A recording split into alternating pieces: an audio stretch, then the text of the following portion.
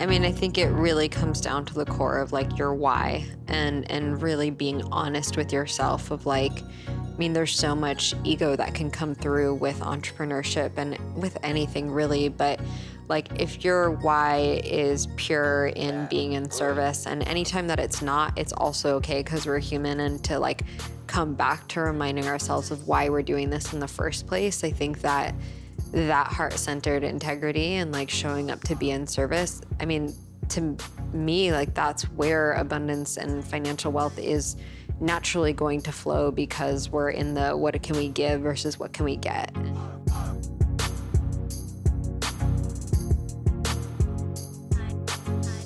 You're listening to the Sovereign Society podcast. I'm your host, Sabrina Riccio, and my greatest passion is to help you transform your doubt into the courage you crave to activate your thriving business from the inside out. As a Kundalini business mentor, speaker, and modern medicine priestess, I believe the world's ready for your medicine more than ever. By embracing all facets of our human experience, we have the power to cultivate a conscious tomorrow today. Every Wednesday, I gather some of the greatest leaders, teachers, and revolutionists of our time to talk about all things social justice, personal empowerment, and what it takes for you to up-level your business and life. It's time for more good people making good money, doing great things in the world. Best believe this is the place that's going to take you there. If you're ready to unleash your medicine and revolutionize the world as we know it, I invite you to dive in and join us on this wild ride. Hello, and welcome to a new episode of the Sovereign Society podcast. I'm your guide, Sabrina Riccio, and this is going to be a very special episode that is here today with you. I've got speaker, coach, and podcast host Amy Pamensky, and this isn't just any conversation I've had with a guest. I actually went to Chapman University with this woman, and we used to rave together, and I remember when I was in school, like I was still so in my space of insecurity. And so if you would have told me like younger Sabrina, who was in class in her neck brace after a car accident, that she would be sitting on Amy Pamensky's house in Encinitas, I would have said, yeah, right, 10 years ago. But here we are in this conversation, and I'm really excited to be sharing with it during this time of year because the veil is very thin right now. And our ancestors, they're really coming through. And we're diving into a very intense week, and we have to remember to be the eye of the storm about what's about to unfold and to know that our ancestors have our back.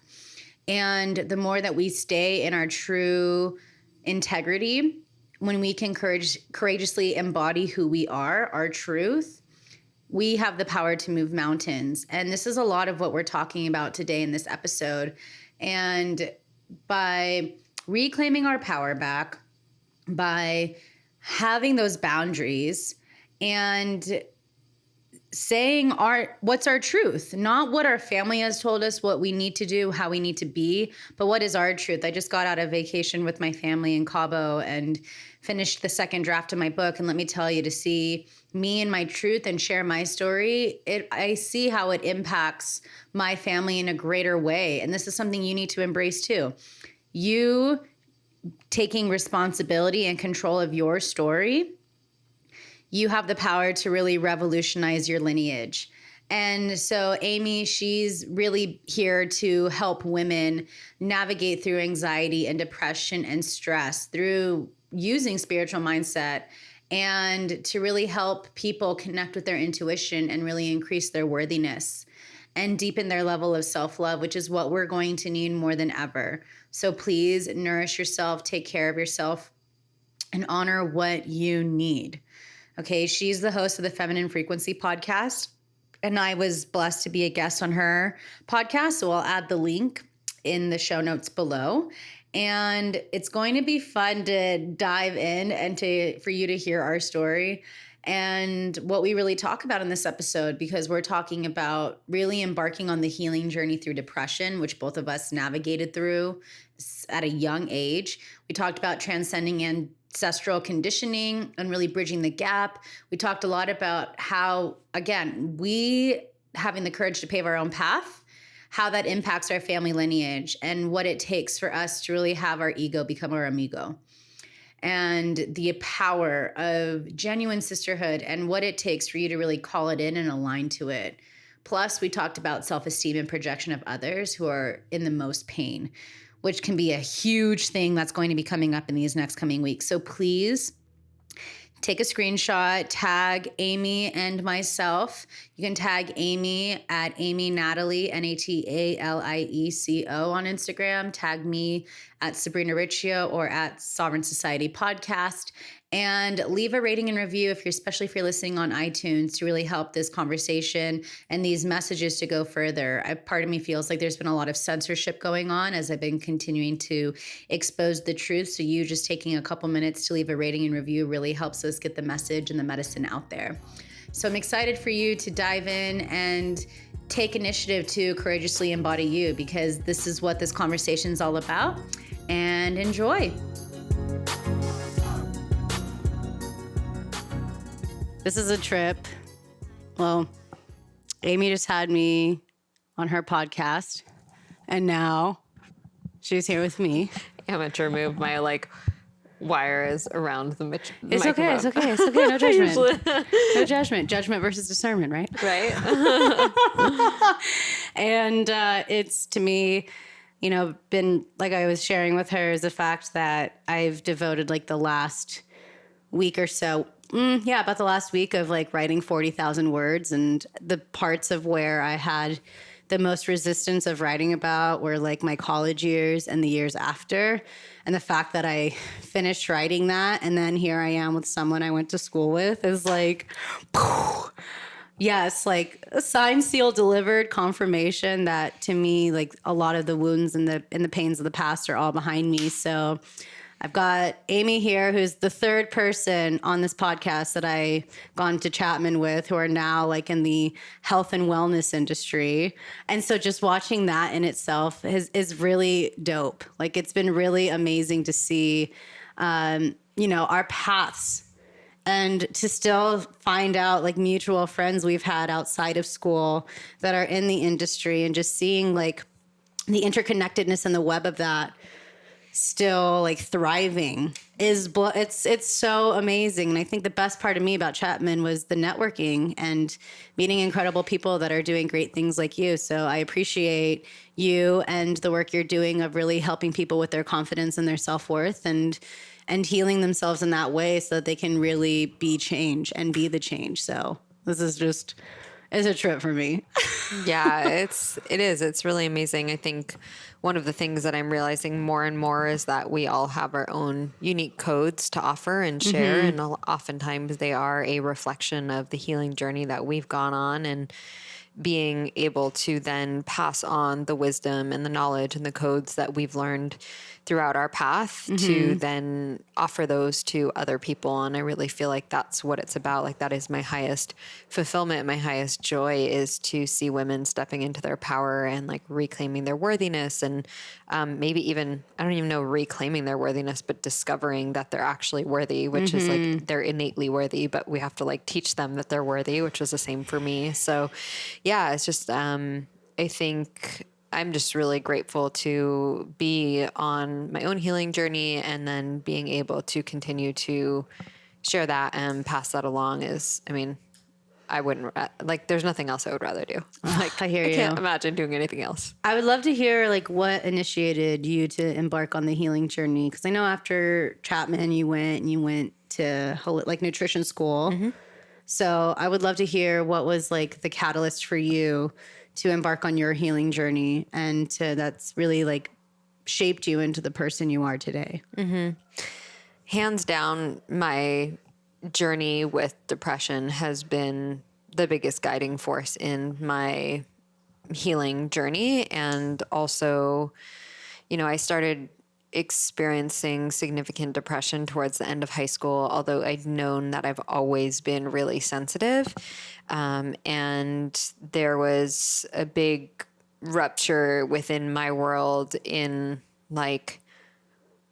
between my head and my heart, and what other people wanted of me versus what was my truth. And so I think that through my own path of really looking for, like, if I'm so unhappy, then how can I become happy? And at the beginning, it was very much a searching outside of myself and therapy and books and podcasts and all of these things. And then eventually coming to this space where I had tried all of those options and came to a place where I was 27 years old at the time, and also going through my Saturn return at the time. And Fun. I was married, and I went really got to a place where I felt so out of alignment with myself that I couldn't keep going in the direction that I was going. And so it wasn't just my marriage and that relationship, because there was nothing toxic in that. There was no necessarily like, there wasn't a lot of trauma in that relationship.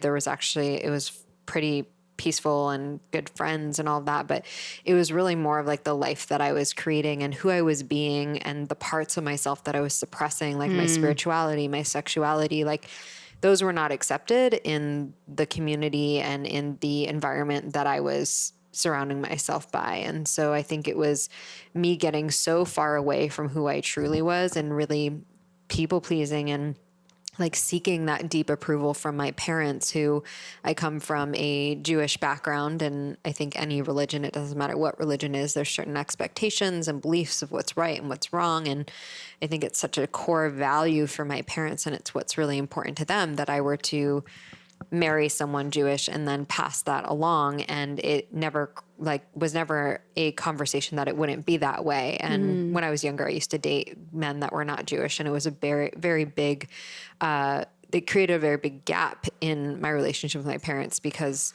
it wasn't what they wanted for me. And so when I got married, I did marry someone who was Jewish, and it was the first time when I felt that full approval and acceptance of my parents, that like they were super supportive and loving and caring growing up, but there was like this one thing that, like, in order to be fully accepted, I felt like I had to be a certain way. And when I got to the point where I'm waking up at 4 a.m. with anxiety and like feeling so disconnected from myself, and every time I go on a yoga retreat or do something that revolves around connecting to my own highest self, I'm bawling on the yoga mat, and like my heart is just like so just upset and so grieving like who I'm really meant to be. And just enough of those experiences and going through the understanding that that was not the right partnership for me, and that I did get to choose to recreate and have faith to create a whole new life for myself. So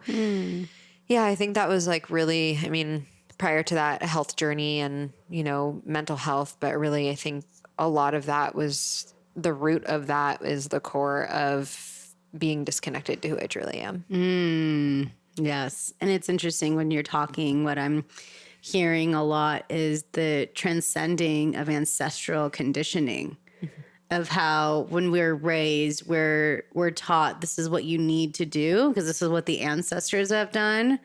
But I do believe that we are that generation of being the sacred disruptors who have the willpower, or truly are having the say in our lives of what we will and will not tolerate, like what's actually our truth and what's been taught to be our truth. Yeah. I mean, that is, I believe that there are so many, I mean, we're clearly going through such a huge cultural shift overall with religion, but also in the world. And I do think that up until now, and sure there were, you know, pieces of this before, but I think it's becoming so apparent that we are our own unique individual human beings, and that there are things that we can choose to take, the things that really resonate with us, but we are our own beings, and we don't just need to like replicate what is considered acceptable or normal from the past.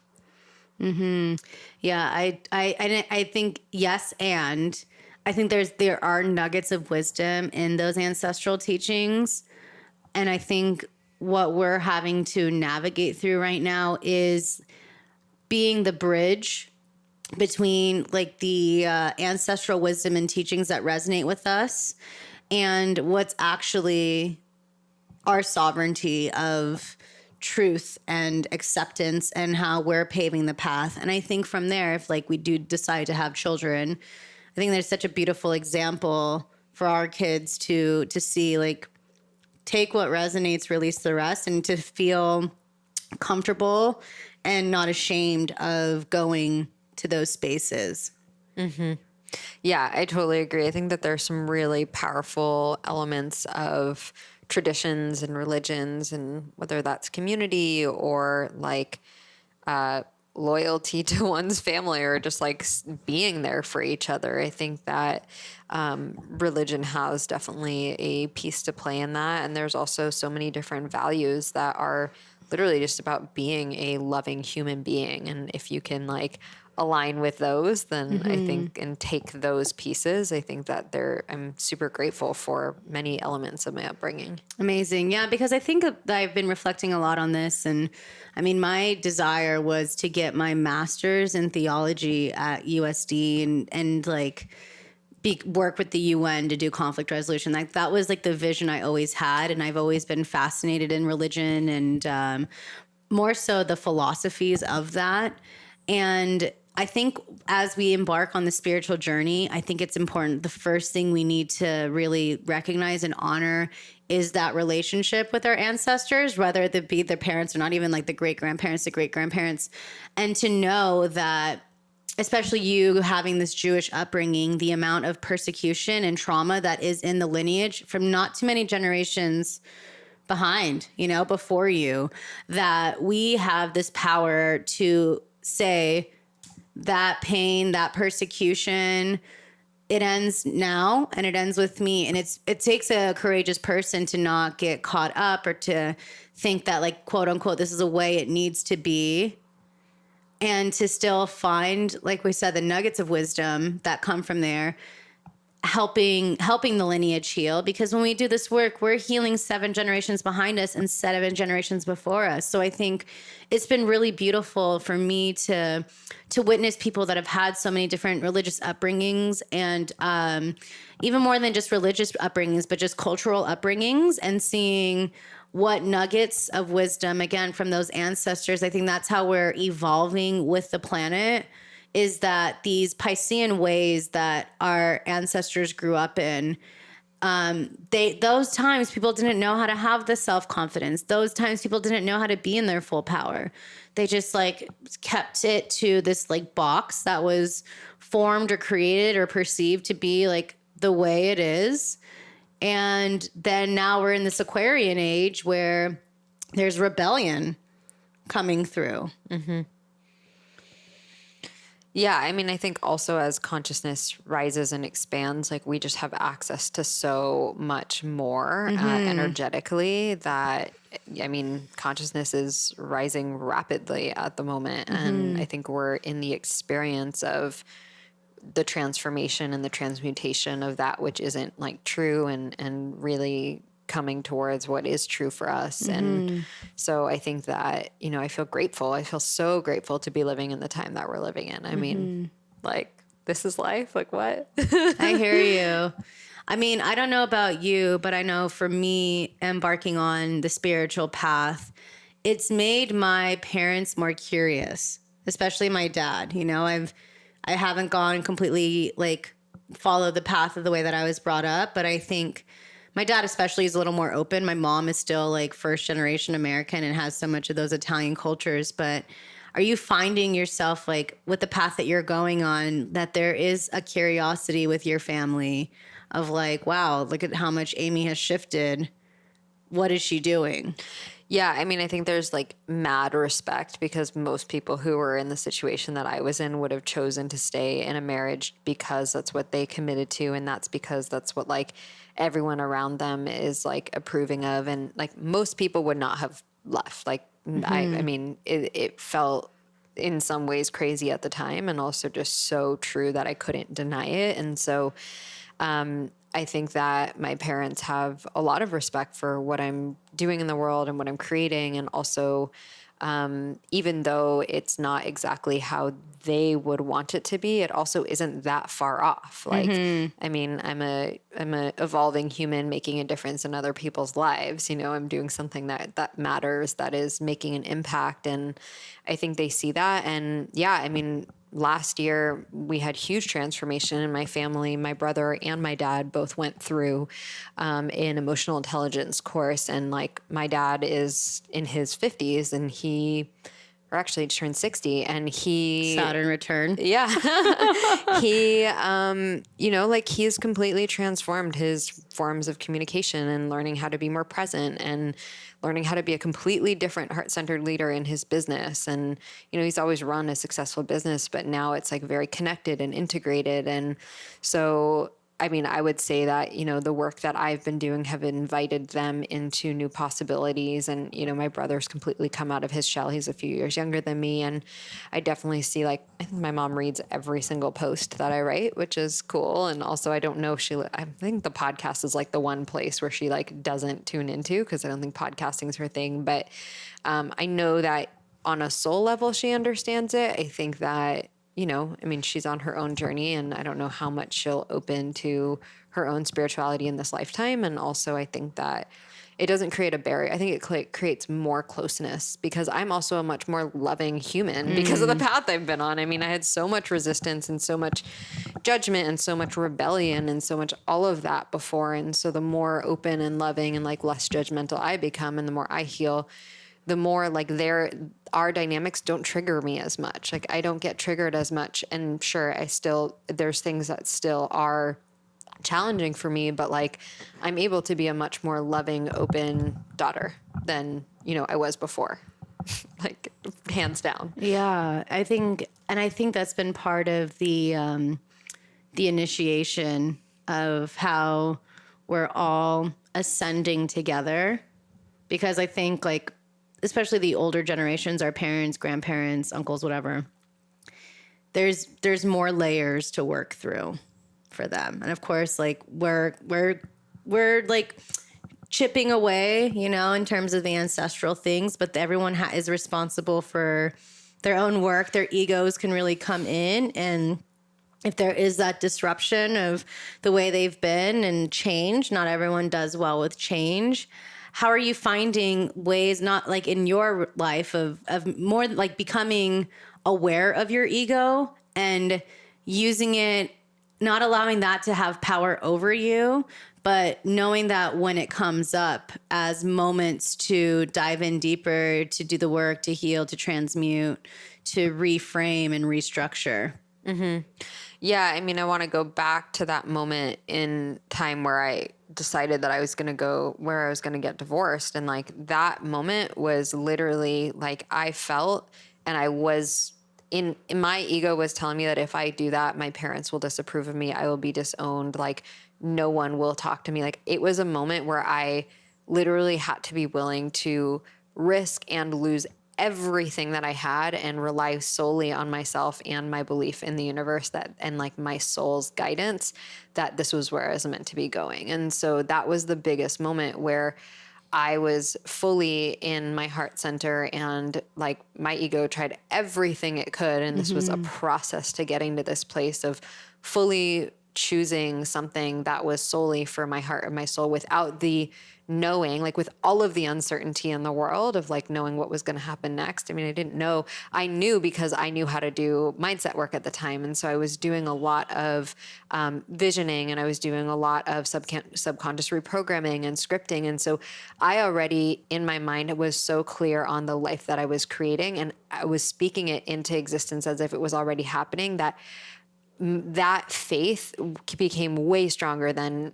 the fear. And so I just completely created this next version, even though I couldn't see it in front of my eyes. In my mind, it had already happened. And so I think that, I work a lot with the ego. And I think the biggest place that it's shown up for me in my life is self-criticism and self-judgment and, the conversations of just low worthiness, or just, I would say lack of self-love has really been the biggest part of my journey, whether it's been about my body or about what I think I'm capable of. And it really, really held me back. And so I think for me, having a daily practice of connecting to my heart and my higher self, for me, it's meditation. It has completely transformed my mental health. It has really supported me in connecting to everything that I've manifested, I would say, is just like really being tapped into that higher intelligence. And so having a daily grounding of coming back to myself and having that as the beginning of my day, most days, like when the ego stuff comes up because of the meditation, I'm able to see it as a thought or a belief, but it's not who I am. And so I'm able to relate to it in a different way. And Because I think when those moments come up, it's fragmented parts of ourselves that are yearning for love. You know, I think it's parts of us that have been ignored or repressed or past, you know, like, oh, just let it go or flow. But I do think there's such medicine when moments like that arise to take that stop and like listen to it. It's like that like child that's having a tantrum. You know, that's the way that I see the ego is like, where are you not being seen, accepted? What's not working for you? How are you feeling victim to certain things? And those victim mindsets come from not feeling like heard, seen, acknowledged, accepted.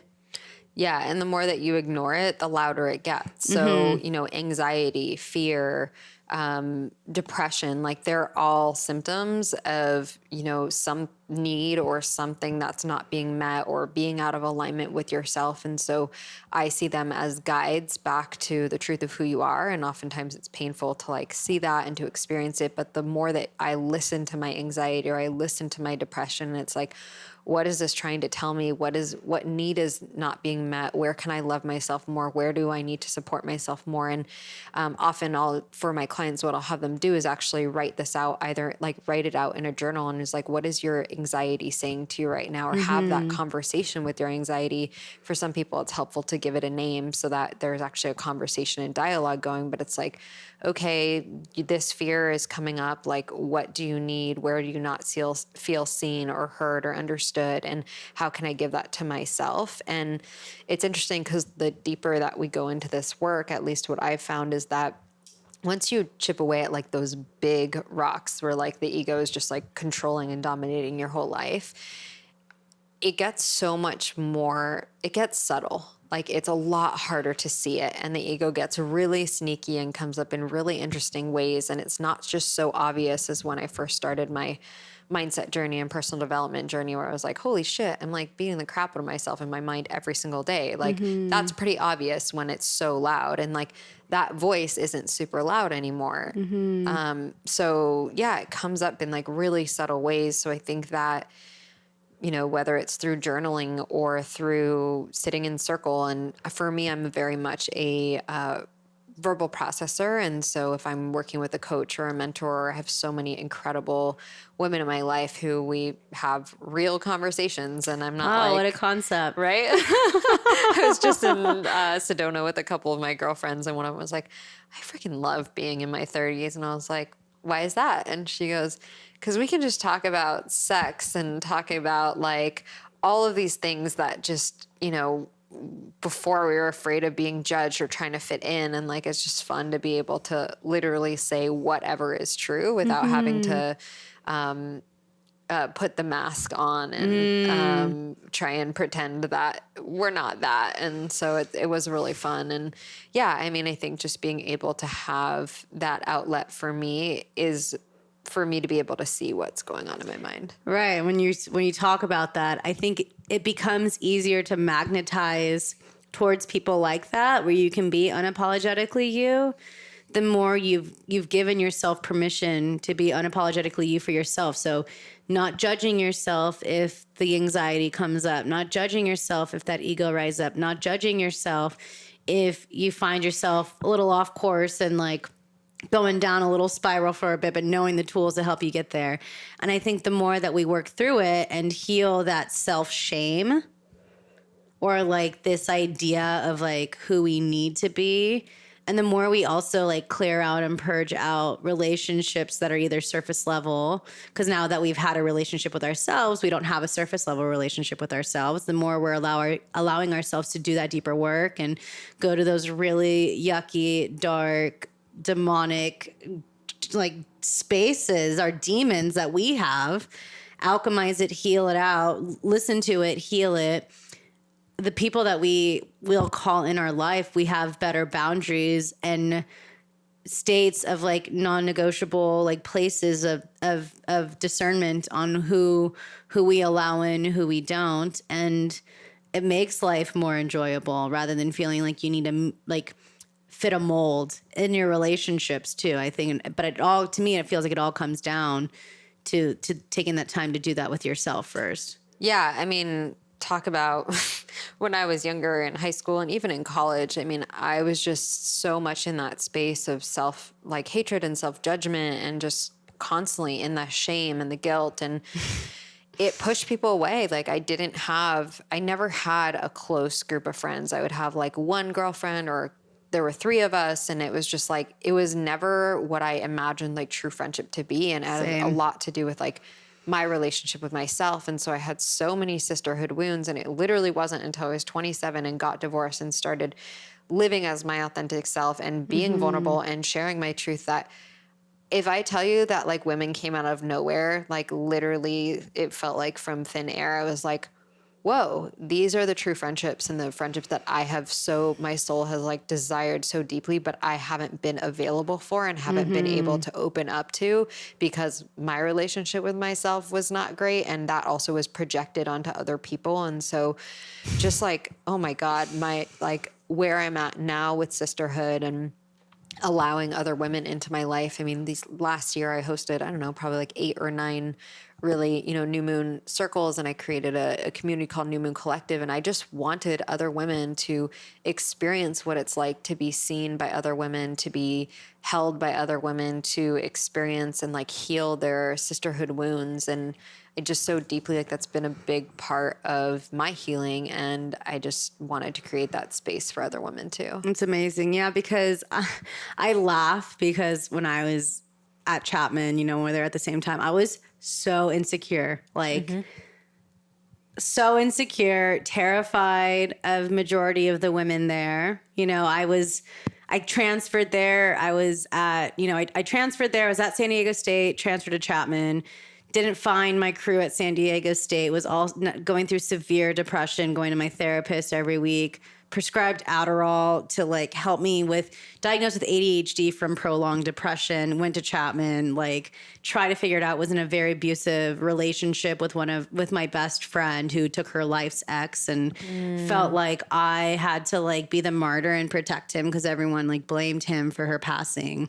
Wow. And when I, until I started like allowing myself to work with psychedelics and MDMA, that I started to like chipping that away, and then being able to hit a rock bottom. Like, I don't know if you would necessarily call like that divorce and where you were at as a rock bottom, but I know in my experience, when I hit that rock bottom and started to learn to love myself, I too found myself magnetizing towards real women who valued me, who respected me, who actually for the first time in my life, I felt like really had my back.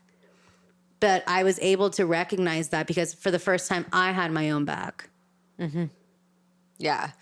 Yeah, I can definitely relate. And when I went to Chapman, I was like, I would see like a group of sorority girls walking towards me, and I'd just be like, why would anyone want to do that? I was like, ew. And I was just like, but it was like my own judgment. It was like fear of not fitting in. Like I didn't feel like I would fit in. I was like, none of that feels like anything I want to be a part of. Yeah, and my belief was just that women were, judgmental and dramatic and talked behind each other's backs. And so I just hung out with guys all the time, and that was just easier. I did too. I hung out with all the gay boys, and we would just go and like dance our face off. And yeah, I hear you. I mean, I had a very similar situation, but I think it's because we were conditioned at a young age to like be catty. We were conditioned at a young age to like talk shit or to hate, or like the jealousy and the total mean girls. Like that was a reality.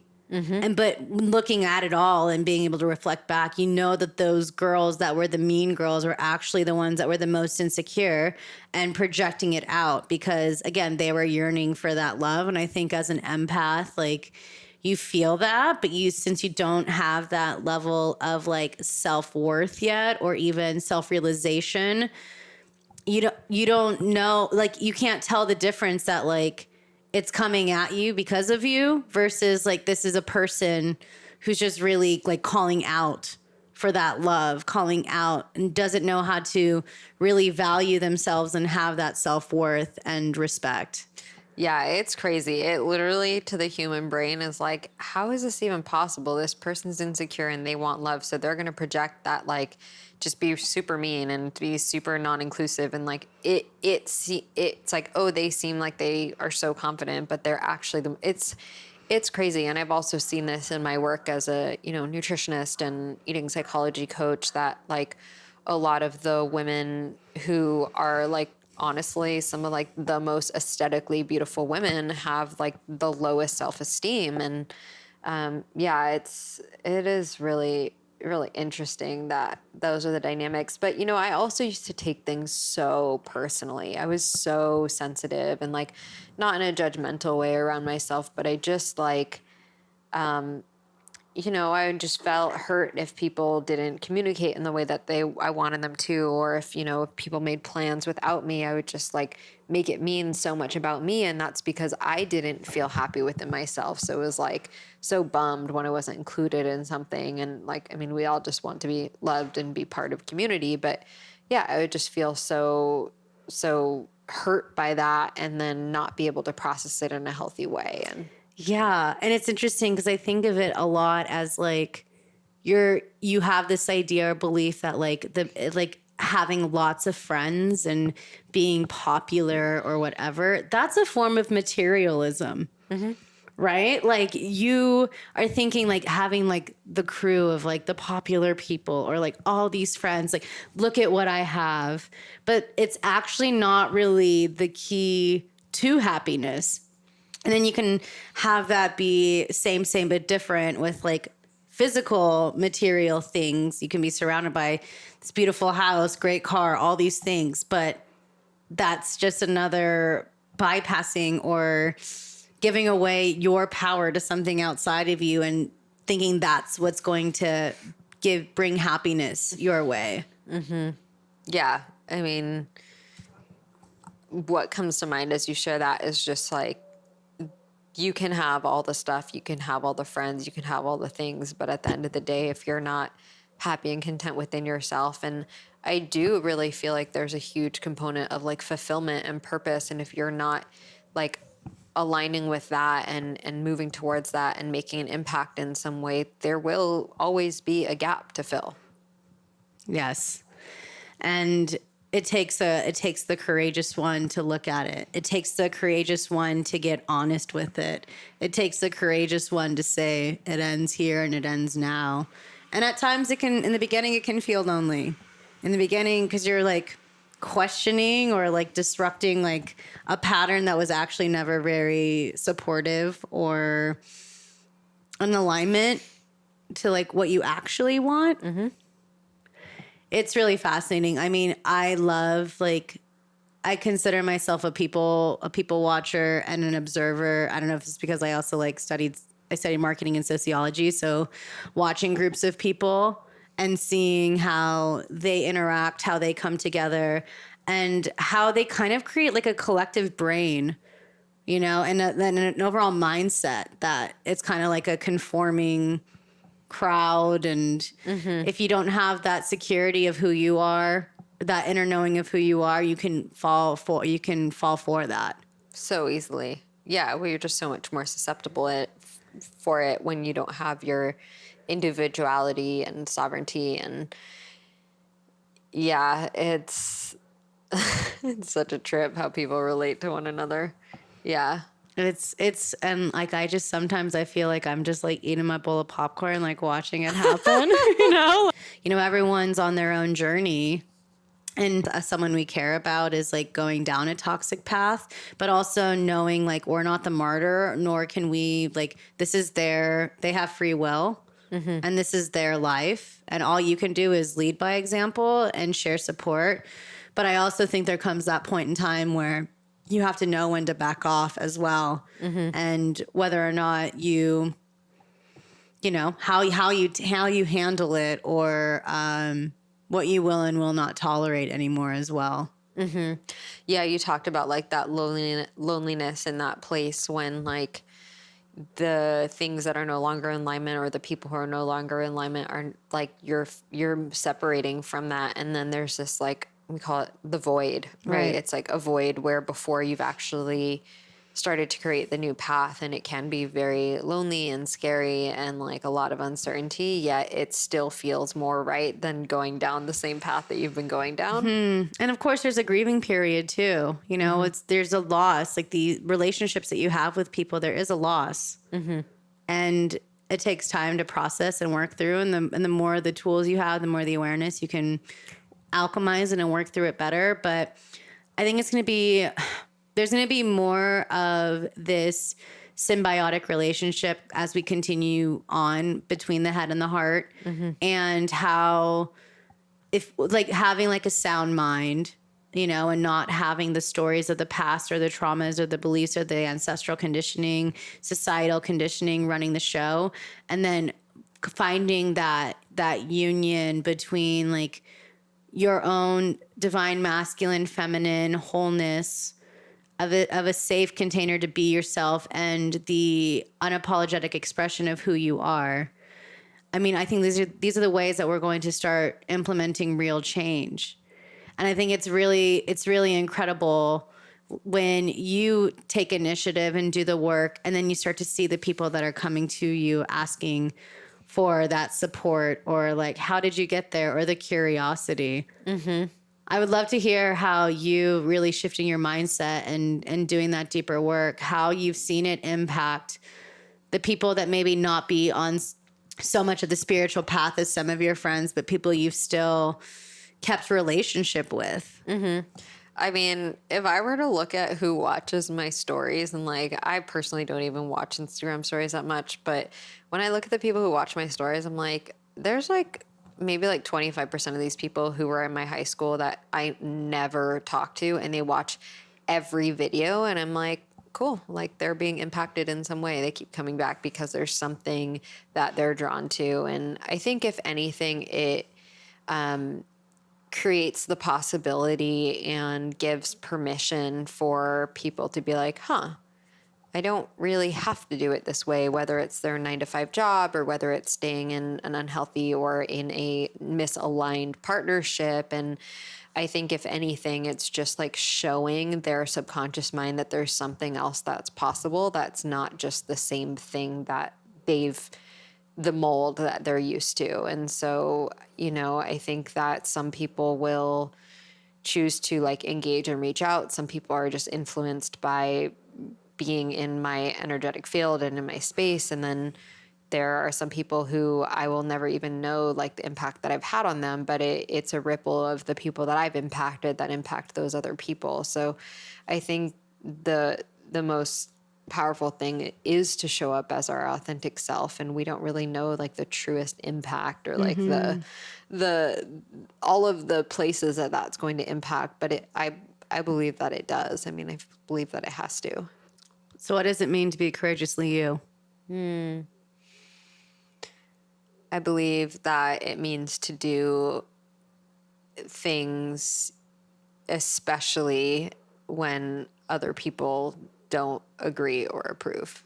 So like just being so unapologetically yourself that you make the choice regardless of whether you're going to be approved and accepted. And I think one of the biggest places where that shows up for me and is in my romantic partnership, where I am willing to be really clear on what my needs are, and also like say what's true for me, and being honest at the risk of like, well, it's possible that if we're not meeting in the same place on this, that we may not be the right fit for each other. And deep down, I know that we both are choosing, and we're both choosing into this partnership, yet there have been a lot of turning points where like I've spoken my truth about things that are not working, and I'm grateful that my partner has met me there. But to be on that edge and be courageously sharing and being yourself knowing that there's a risk of like not being loved, or knowing that it might create a shift in a dynamic, not being loved, but like it would create a shift in the Not dynamics in a being seen. relationship. Yeah. It's really scary. I have this thing that I do whenever I go into like courageous conversations where I'm just like, all right, I don't want to do this, but I'll be like, 1, 2, 3, go. And I'll like in my head say that. And I'll be like, I get to say this. Like, this is my truth. Like, I get to share, and I obviously share it very lovingly and articulate it in a way that I take ownership, which I think is a big piece. But yeah, I think being courageously you is being willing to say the things that are not easy to say. And do you find that the men and women in your life outside of your partnership, that there is that reciprocity between you and them as well, that you're willing to be open to hear them being courageous with you and vice versa? Yeah, I mean, my friends say like they trust me more than they trust a lot of people because I'm willing to say what's on my heart, and I'm willing to be honest with them, and therefore they feel more open and willing to be honest with me because we have an open conversation. But because I lead with that, they feel safer to lead with it for me. And how do you feel that impacts your business? I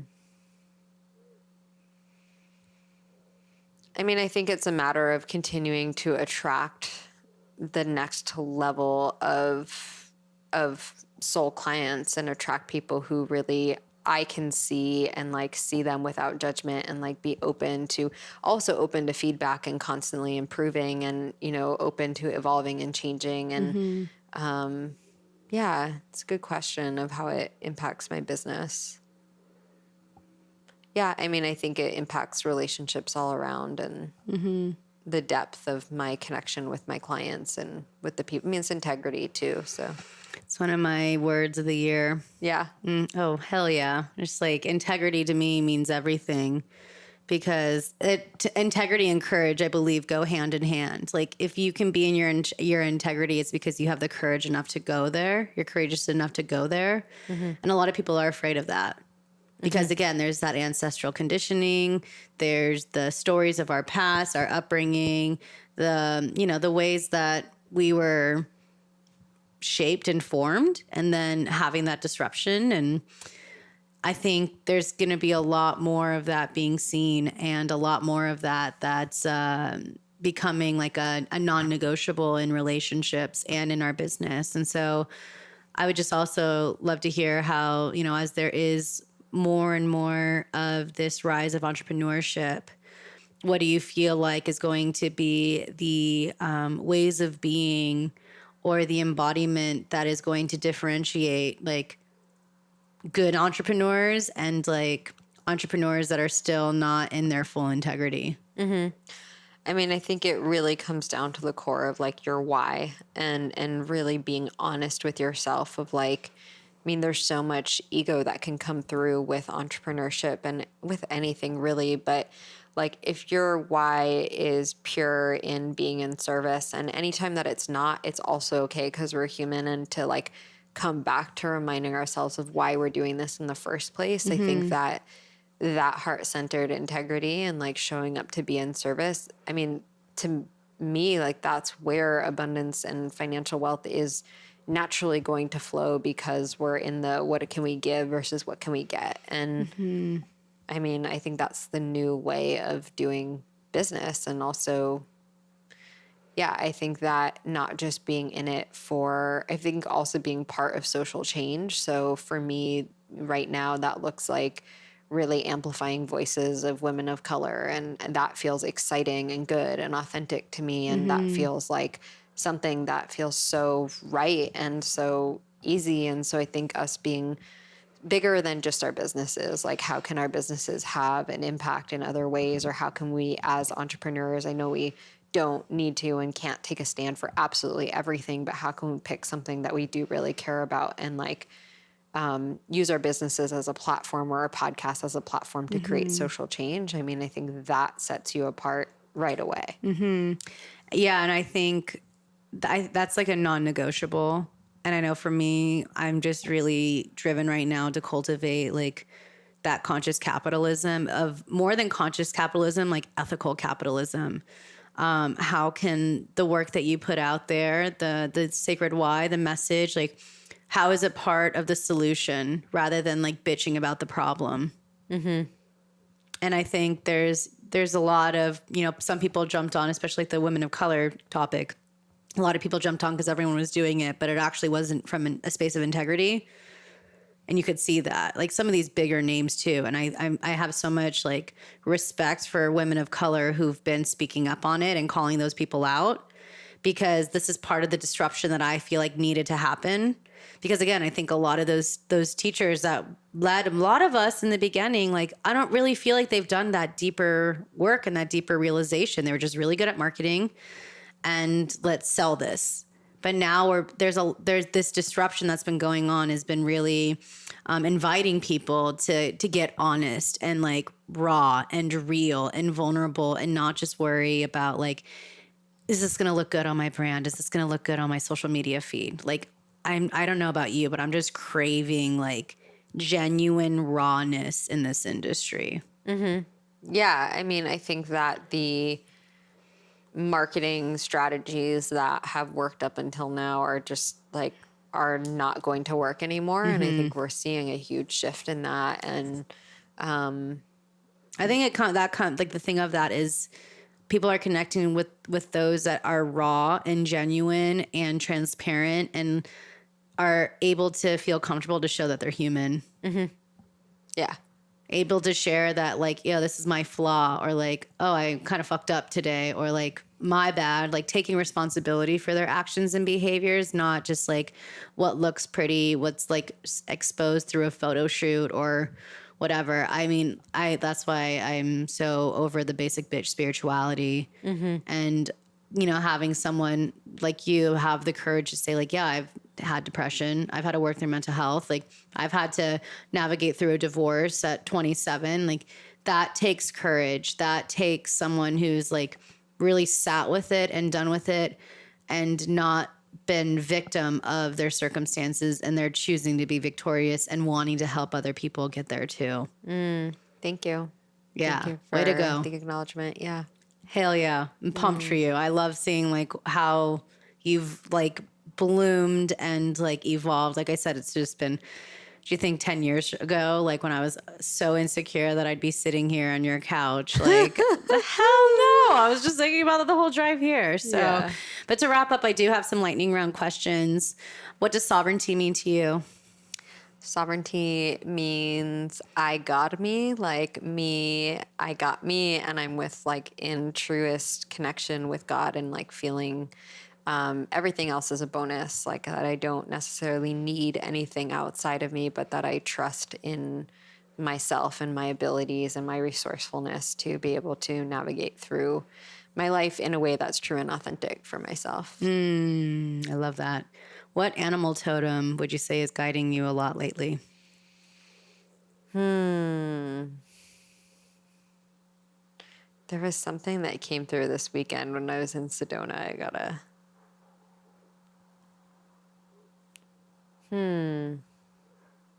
Let's come back to it. It's gonna come back through. It's probably like a bird or something that's like not flying around. That was literally what was coming through, some type of bird. But amazing. What would you say to younger Amy? oh, I would tell her that it's all going to work out perfectly, and that she doesn't need to do anything in order to be loved. I love that. Where can we find more of you? On Instagram at Amy Natalie Co. I've also got my podcast, the Feminine Frequency Podcast. So come on over and say hello and listen to Sabrina's episode because it was awesome. And yeah, I just love to connect. So if there's anything that, spoke to you in this episode, any part of my story, anything that I shared, please reach out, send me a message. I would love to personally connect with you. Yes. And what's one last nugget of wisdom you want to share to whoever's listening?